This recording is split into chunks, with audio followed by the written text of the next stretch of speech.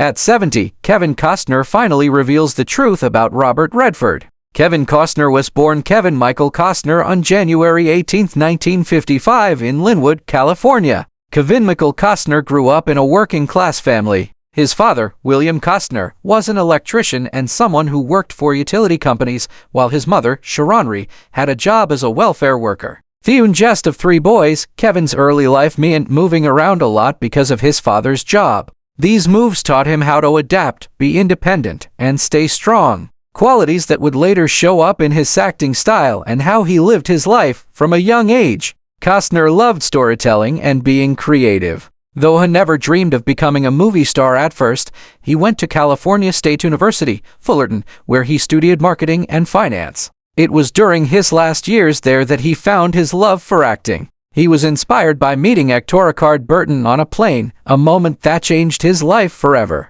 Costner decided chase acting with strong determination, taking acting classes and performing in small theater shows while working random jobs to pay his bills. His hard work, combined with strong belief in himself, eventually worked out. Kevin Costner's Resetto stardom wasn't quick. It was a slow journey built on hard work and never giving up. His early career had small roles on Donnie. Of his first big breaks came when director Lawrence Kasdan put him in The Big Chill 1983, although his scenes were cut from the final movie. Kasdan remembered Costner's natural charm and later cast him in Silverado 1985, which finally got him noticed. This attention led to a bunch of successful films that showed his ability to play the classic American hero, tough, honest, and quietly powerful. The late 1980s and early 1990s marked the best time of Costner's career. His performance in Thuntukables 1987 made him a leading man, while Bull Durham 1988 and Field of Dreams 1989 made him famous everywhere. These films showed his deep connection to stories about doing the right thing,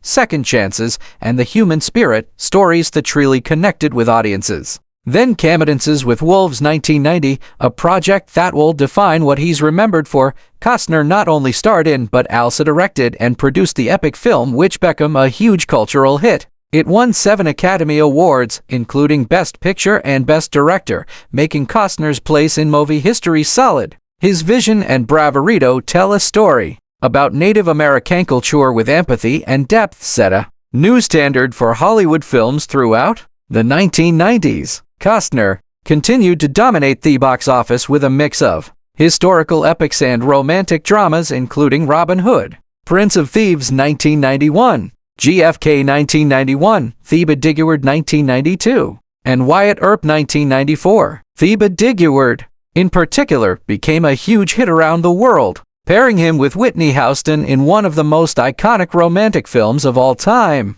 The film's soundtrack, featuring I Will Always Love You, became one of the best-selling albums ever, further boosting Costner's star power, despite occasional setbacks like Waterworld 1995 and The Postman 1997, both of which were criticized for their budgets and big ambitions. Costner remained admired for his boldness and willingness to take creative risks. Beyond his film career, Kevin Costner has shown he can do many things. He is also a talented musician, serving as the lead singer of Kevin Costner and Modern West, a country rock band that has toured around the world. His music often reflects his storytelling instincts, songs about love, loss, and the American frontier, echoing the same realness that defines his acting. In recent years, Costner experienced a major career comeback with his role as John Dutton in the acclaimed television series Yellowstone 2018 to present. His portrayal of the tough, emotionally complex head of a Montana ranching family has earned him a new generation of fans and critical praise,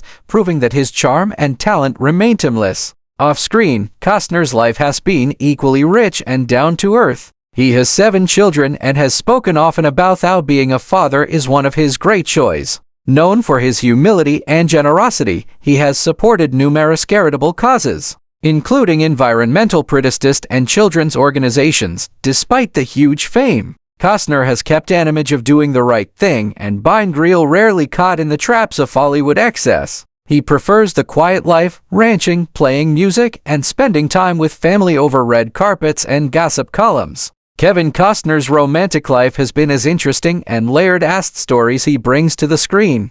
Over the years, his marriages to Cindy Silva and later to Christine Baumgartner have each marked different chapters in his personal and professional journey. Both marriages shaped him in deep ways, revealing the challenges of balancing fame, family, and personal growth across decades of Hollywood stardom. Kevin Costner's first marriage was to Cindy Silva, his college sweetheart, whom he met while both were attending California State University Fullerton. They were married in 1978, long before Costner achieved the fame that would make him one of the most recognized actors in the world. Cindy was more than just a supportive wife. She was a grounding force during his early uncertain years as an aspiring actor. In interviews, Costner often credited her with helping him stay focused on his dreams when the road to success seemed impossible. The couple built a family together, raising 3 children, Annie, Lily, and Joe, while Costner's career blossomed during the 1980s and early 1990s.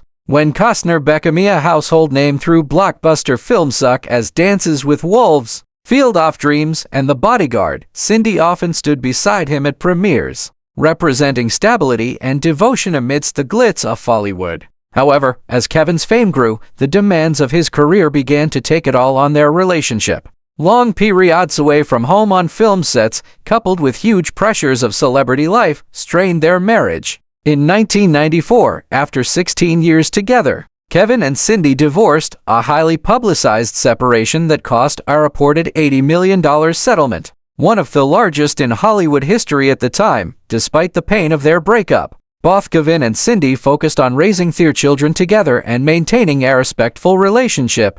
Costner would later reflect on that period as one of soul-searching and emotional reckoning. He admitted that balancing ambition with family life had been a challenge and that his first marriage had taught him valuable lessons about love, loyalty, and the sacrifices that come with success. A decade later, Costner found love again, this time with Christine Baumgartner, a beautiful and accomplished model and handbag designer nearly 20 years younger than him. The two first met in the 1990s, but didn't start dating seriously until the early 2000s. Their romance was initially met with doubt from tabloids and fans who wondered about their age difference and Costner's readiness to settle down again. But the couple's bond proved strong. Kristen brought a renewed sense of calm and happiness into Costner's life. After a brief breakup over different views on having children, Christine wanted them, and Costner wasn't sure he did. They got back together. Realizing that their love was stronger than their fears about the future, the couple married in September 2004 in a beautiful ceremony at Costner's ranch in Aspen, Colorado. The event was intimate yet grand, blending rustic Western charm with Hollywood elegance. Together, they welcomed 3 children, Caden, Hayes, and Grace, bringing Kevin's total number of children to 7. Fatherhood in his 50s gave Costner a renewed sense of purpose. Hefton spoke about how deeply he loved his family and how Christine's presence inspired him to embrace life's slower, more meaningful moments. For nearly 2 decades, the pair appeared inseparable, frequently adding red carpet events and supporting each other's pursuits. Christine accompanied Kevin during his Yellowstone's era, where he portrayed the stoic rank patriarch John Dutton, a role that coded his real-life love for family and the American West. However, after 20 years of marriage, Costner and Baumgartner's relationship came to an unexpected end in 2024. Their divorce, like his first, captured widespread media attention, as fans were stunned to see another of Hollywood's seemingly enduring couples part ways. While neither revealed many details publicly, sources close to the couple suggested that Costner's demanding filming schedule and growing commitments outside of acting, including his passion project Horizon, an American saga, had contributed to the strain. Despite the sadness surrounding their separation, both Costner and Baumgartner have expressed a desire to prioritize their children's well-being and maintain respect for one another. Kevin Costner has always been a man of quiet dignity, someone who lets his work speak for itself rather than chase the constant noise of Hollywood gossip. Yet, as he turned 70, the Oscar-winning actor, director, and producer decided to open up about one of the most influential figures in his life, Robert Redford. Their paths, both personal and professional, have been connected for decades, with Redford serving as both a mentor and a creative kindred spirit. For years, fans wondered about their relationship between the two Hollywood legends,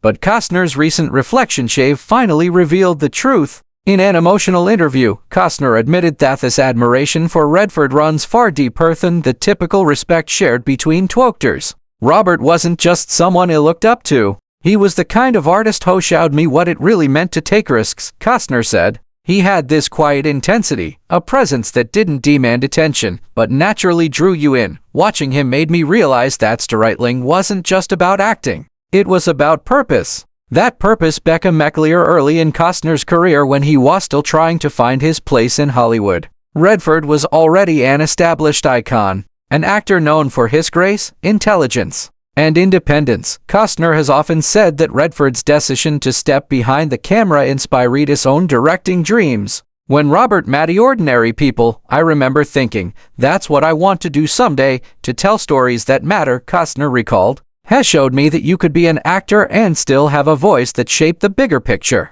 The connection between the two became even more personal when Redford approached Costner to star in A River Runs Through It in the early 1990s. Although their role eventually went to Brad Pitt, Costner revealed that the conversations he had with Redford during that time were some of the most meaningful of his career. Robert told me that it wasn't just about fishing or Montana. It was about fathers and sons, about the things men struggle to say to one another. Costner said that stayed with me for years. It reminded me of my own relationship with my father. Their friendship wasn't built on flashy Hollywood parties or public appearances, but on shared values. Both men have always preferred the quiet beauty of nature to the glitz of Los Angeles. Redford, the founder of the Sundance Institute, and Costner, who built his own ranch in Colorado, share a deep connection to the American landscape. Robert and I have talked about the West more than we've talked about movies, Costner said with a laugh. We both see it as a living thing, a place that shaped us and still calls us back. Costner's admiration also extends to Redford's moral courage. He never sold out, Costner stated firmly.